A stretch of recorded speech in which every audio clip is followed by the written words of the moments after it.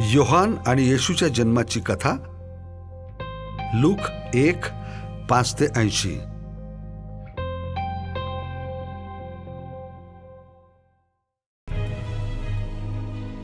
यहुदियाचा राजा Herod यांच्या दिवसात अबियाच्या याजक कुळातील जखऱ्या नावाचे एक याजक होते. अहरोनाच्या वंशातील त्यांना एक पत्नी होती. त्यांचं नाव अलिशिबा होतं.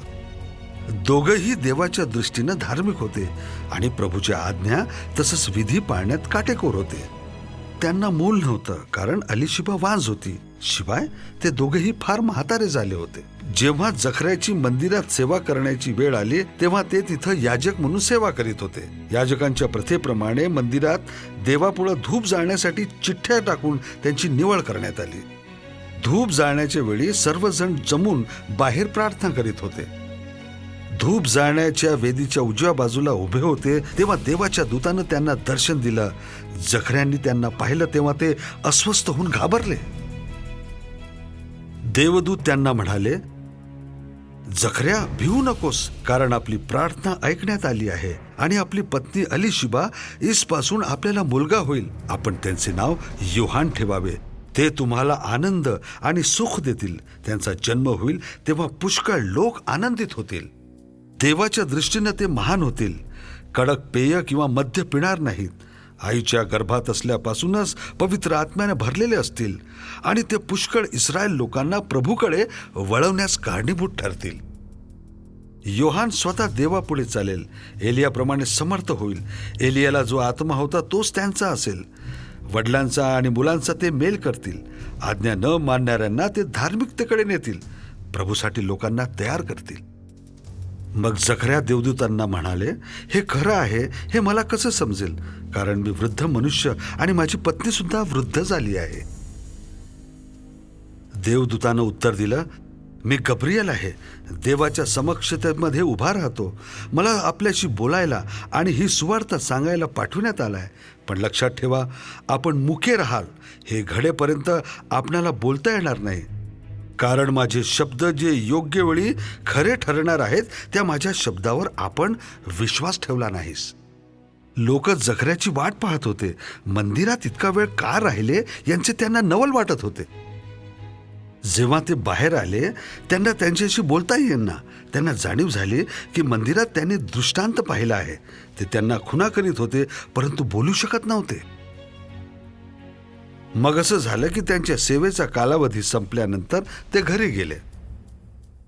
काही काळानंतर त्यांची पत्नी अलिशिबा गरोदर राहिली.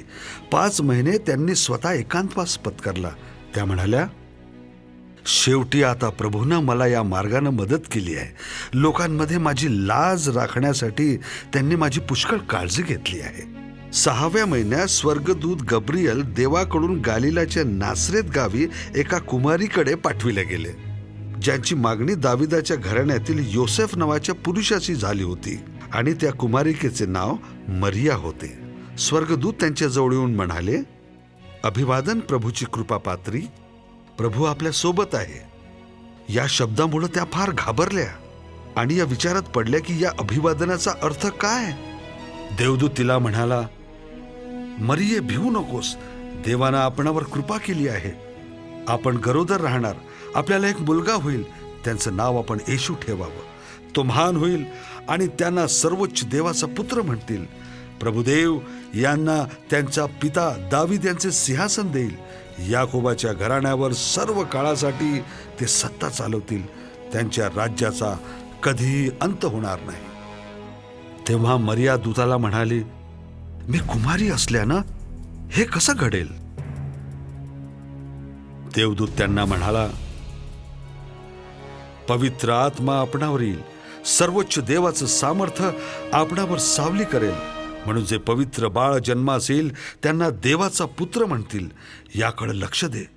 तुझी नातेवाईक अलिशिबा जरी वांज असली तरी त्या सुद्धा गरोदर आहेत. त्यांच्या पोटी पुत्र आहे.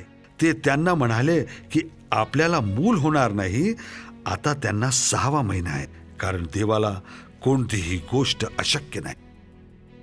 मरिया म्हणाल्या,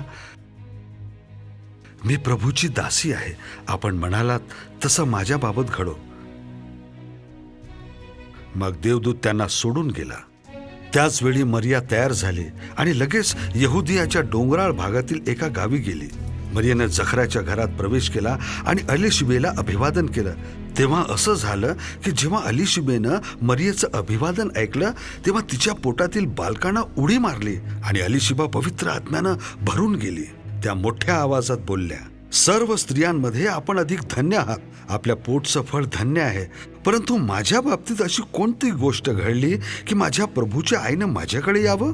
कारण आपल्या अभिवादनाचा आवाज माझ्या कानी पडता क्षणीच माझ्या पोटातील बाळानं आनंदाने उडी घेतली. पुन्हा ज्या गोष्टी आपल्याला घडतील असं सांगितलं त्यावर आपण विश्वास ठेवलात म्हणून आपण धन्य आहात.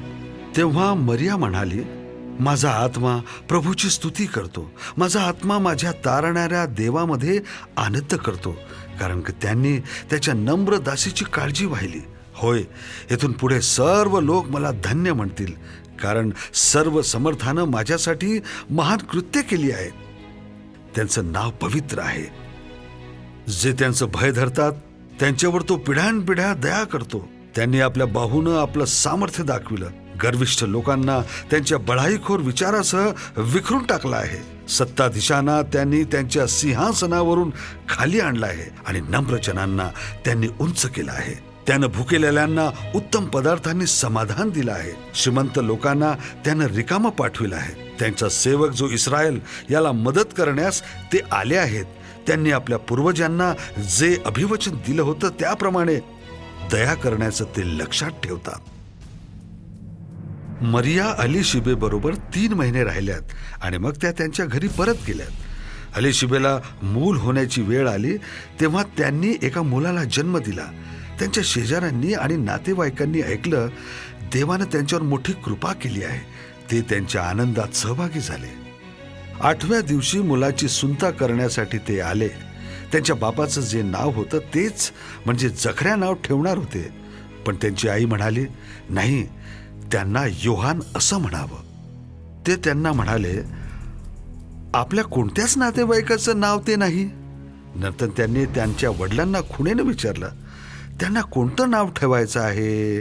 लिहिण्यासाठी त्यांनी पाटी मागितली आणि लिहिले, त्याचं नाव योहान आहे. त्या सर्वांना खूपच आश्चर्य वाटलं. लगेच त्यांचे तोंड उघडले आणि त्यांची जीभ मोकळी झाली. ते बोलू लागले आणि तसंच देवाची स्तुती करू लागले. सर्व शेजारी भयभीत झाले आणि यहुदियाच्या सर्व डोंगराळ प्रदेशात लोक या सर्व गोष्टीबद्दल बोलत होते. ज्या कुणीही ऐकले त्या प्रत्येकाने याविषयी नवल केले. ते म्हणाले, हे मूल पुढं कोण होणार आहे? कारण देवाचा वरद हस्त त्यांच्यावर होता. मग त्याचा पिता जखऱ्या पवित्र आत्म्याने भरून भविष्यवाणी केली, प्रभू इस्रायलाचा देव धन्यवादित असो, कारण तो त्यांच्या लोकांना मदत करण्यास, त्यांना मुक्त करण्यास आला आहे. त्याने आमच्यासाठी आपला सेवक दावीद याच्या घराण्यातून आम्हाला सामर्थ्यशाली तारणारा दिला आहे. देव म्हणाला, मी असं करीन, त्यांच्या पवित्र भविष्यवाद्या करवीन हे बोललोय. ते फार वर्षापूर्वी होऊन गेले. जे आमचे शत्रू आहेत, जे आमचा द्वेष करतात, त्यांच्यापासून मुक्त करण्याचं अभिवचन त्यांनी आम्हाला दिलं. आमच्या पूर्वजावर दया दाखविण्यासाठी ते हे करणार आहेत.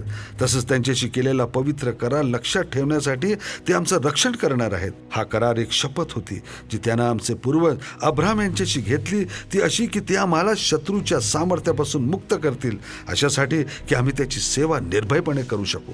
मुला आता तुम्हाला सर्वोच्च देवाचा संदेष्टा म्हणतील. प्रभूच्या येण्यासाठी लोकांना तयार करण्यासाठी तुम्ही त्यांच्या पुढे चालाल. कारण प्रभूसमोर त्यांचा मार्ग तयार करण्यासाठी आणि पाप क्षमा मिळून तुमचं तारण होईल हे त्यांच्या लोकांना सांगण्यासाठी पुढे जा. कारण देवाच्या हळुवार करुणेमुळं स्वर्गीय दिवसाची पहाट उजाडेल. ते मरणाच्या दाट छायेत जगत आहेत त्यांच्यावर प्रकाश येईल आणि शांतीच्या मार्गावर आमच्या पावलांना मार्गदर्शन करेल. आणि अशा रीतीने मुलगा मोठा होत गेला, तसंच आत्म्यात सामर्थ्यशाली झाला. इस्रायल लोकांना प्रगट होण्याच्या दिवसांपर्यंत अरण्यात राहिला.